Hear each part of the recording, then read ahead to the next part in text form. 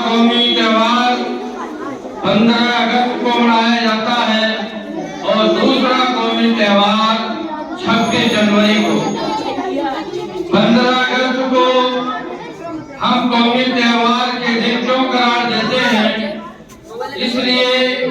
کہ ہمارے ملک ہندوستان میں انگریزوں نے اپنا سکہ جما لیا تھا، ظلم و ستم ہر طرح کا روا رکھا تھا جسے ہندوستان کے باشندے برداشت نہ کر سکے، اور انگریزوں کو ہندوستان سے بھگانے کے لیے طرح طرح کی تحریکیں وجود میں آئیں، جس میں مسلمانوں نے خاص طور سے بڑھ چڑھ کر کے حصہ لیا، یہاں تک کہ وہ دن آیا کہ 15 اگست 1947 کو انگریز ہندوستان چھوڑنے پر مجبور ہو گئے، اور اس کے بعد ہمارا ملک ہندوستان ہمارے ہاتھوں میں آ گیا۔ اس لیے ہر سال 15 اگست کو آزادی کا جشن منایا جاتا ہے۔ اس کے بعد ہندوستان کے اندر جو قانون چل رہا تھا وہ انگریزوں کا بنایا ہوا قانون چل رہا تھا، جو ہمیں برداشت نہیں تھا، اس لیے دلی کے اندر پارلیمنٹ بلائی گئی اور اس کے اندر باقاعدہ طور پر ہندوستان کا دستور مرتب کرنے کے لیے ایک کمیٹی تشکیل دی گئی، جس کے چیئرمین بھیم راؤ امبیڈکر کو بنایا گیا۔ بھیم راؤ امبیڈکر کی سرپرستی میں، ان کی قیادت میں ہندوستان کا دستور بننا شروع ہوا، اور کئی مرتبہ پارلیمنٹ کے اندر اس دستور کو پیش کیا گیا۔ کچھ نہ کچھ اس کے اندر خامیاں تھیں جسے رد کر دیا گیا۔ بالآخر 26 جنوری 1950 کو ہمارے ملک کا آئین، ہمارے ملک کا دستور جو جمہوری دستور تھا،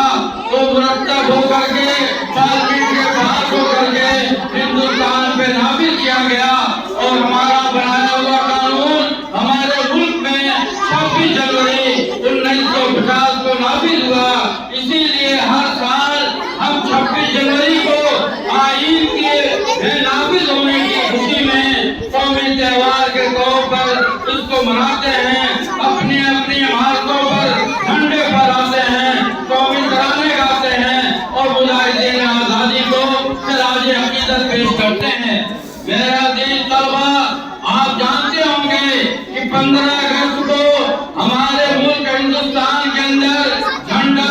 کس جگہ پر آیا جاتا ہے؟ کیا آپ کو معلوم ہے؟ ہر شخص کو اس کا علم ہونا چاہیے کہ لال قلعے پر 15 اگست کو وزیر اعظم کے ذریعے جھنڈا پھہرایا جاتا ہے، قومی گیت گائے جاتے ہیں، اور مجاہدین آزادی کو خراج عقیدت پیش کیا جاتا ہے۔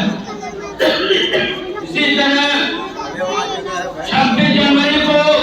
انڈیا گیٹ کے پاس قومی پرچم لہرایا جاتا ہے، اور اس کو لہرانے کے لیے صدر جمہوریہ قومی پرچم لہراتے ہیں، اور اس کے بعد قومی ترانہ پیش کیا جاتا ہے، اور ہندوستان کے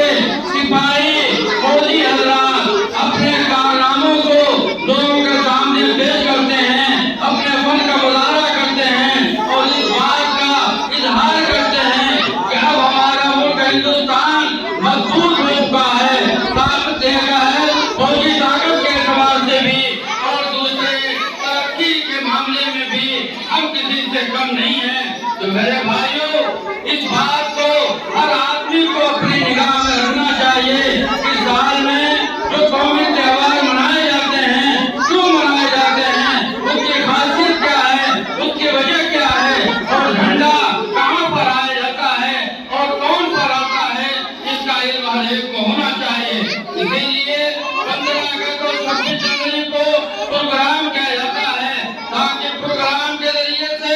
لوگوں کو یہ بتایا جا سکے کہ ہمارا ملک آزاد کیسے ہوا، اس کی آزادی کے لیے ہم نے کتنی قربانیاں دی، اپنے جان کی قربانیاں دی، اپنے مال کی قربانیاں دی، ہمارے بچے یتیم ہوئے، ہماری عورتیں بیوہ ہوئی، بے شمار خون بہے، جس کے نتیجے میں ہمارا ملک हिंदुस्तान आजाद हुआ। और 26 जनवरी को जब ये जमहूरी कानून बन करके आया कि इसमें हर एक को मुकम्मल आजादी थी, क्योंकि हिंदुस्तान एक ऐसा मुल्क है, इस हिंदुस्तान के अंदर हर मजहब के मानने वाले मौजूद हैं। यहाँ मुसलमान भी हैं, सिख भी हैं, ईसाई भी हैं, और इसी तरीके से जैन मजहब के मानने वाले, बुद्ध मजहब के मानने वाले। गरज ये कि मुख्तलिफ मज़ाहिब के लोग इस मुल्क के अंदर रहते हैं और हर एक ने मिल करके हिंदुस्तान को आजाद कराया है। इसलिए जो जमहूरी कानून बनाया गया उसमें हर एक के हुकूक रखे गए, हर एक को बराबर हक दिया गया, और इस बराबर हक की बुनियाद पर हर एक को मुकम्मल तौर पर यह आजादी है कि अपने अपने मजहब, अपने दीन पर आजादी के साथ रह करके वो इबादत कर सकें, अपनी पूजा पाठ कर सकें। इसमें किसी को मुदाखलत करने का हक हासिल नहीं है। ये चंद बातें थी जो मैंने इख्तिसार के साथ आपके सामने रखा है। अब आपके सामने चंद बच्चे जो शोबे प्राणी के हैं अपनी नज़्म पेश करेंगे। उसके बाद हमारे जामिया के असातिज़ा आपके सामने